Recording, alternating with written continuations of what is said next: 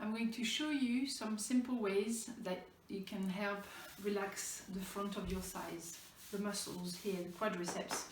So you're going to sit comfortably on a chair or stool with your legs straight.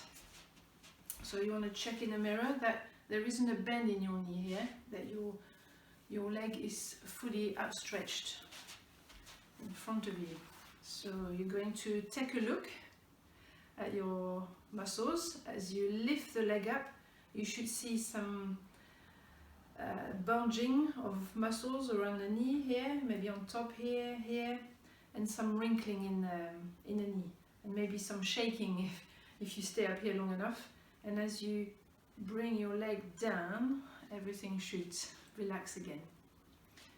So you can try breathing in as you lift, and as you bring the leg down, breathe out and relax fully. So some people find it hard to relax their quadriceps fully. So this is why I'm doing this video. So it can be that there's residual tension in the muscle. Even when you think you're fully relaxed, your kneecap is up. If it's not up, you should be able to move it up and down. If you can't move it, it's probably already up, especially if you see a wrinkling around the kneecap. So you can try also brushing gently the surface of the kneecap. And if that doesn't work, we'll try a massage. And massage is nice anyway. So you're going to take some oil or some lotion, whatever you have. And so you have 4 quadriceps, and they all merge into a tendon which crosses the knee, the kneecap, and the tendon attaches here below the knee. So your quadriceps, you've got 3 that attach to the femur and go to here, and you've got another one that attaches higher up on the pelvis and also attaches here. So when your kneecap is up, it means your quadriceps are lifting it up, they're contracted. Okay, so the first technique would be to do gentle strokes towards your heart, so upwards, with your hands either this way with fingers pointing straight towards your foot, or fingers pointing sideways, or a mixture. So as you massage your leg, you want to make sure you're not holding tension up in your shoulders, that you're nice and relaxed. So that's one technique.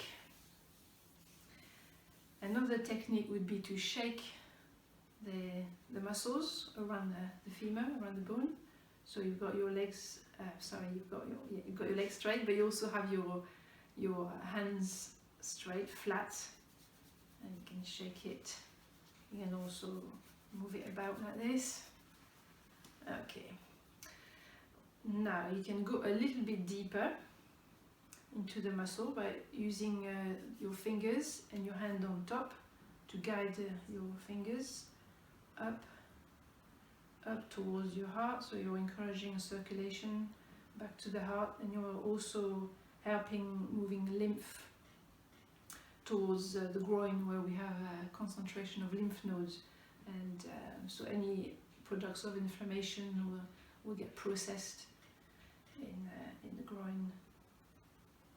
So if you feel an area of tightness or slightly tender or a bit of a nodule, you want to stay there, apply a bit of pressure, not straight down, not vertically, but kind of towards you, and not deep, just on the surface, but a little bit deeper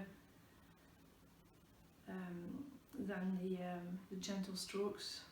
You wait for 30 seconds to a minute, and you try and put your mind to focus your mind on the release.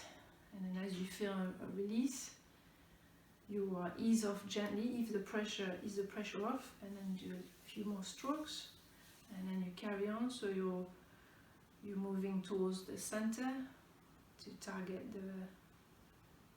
another quadriceps, the rectus femoris.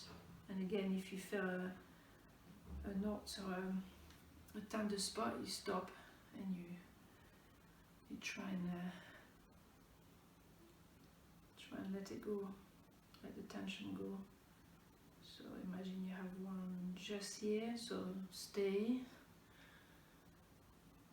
and then relax the pressure, release the pressure gently, and do a few more strokes. And always finish off by doing a few strokes to help lymph flow.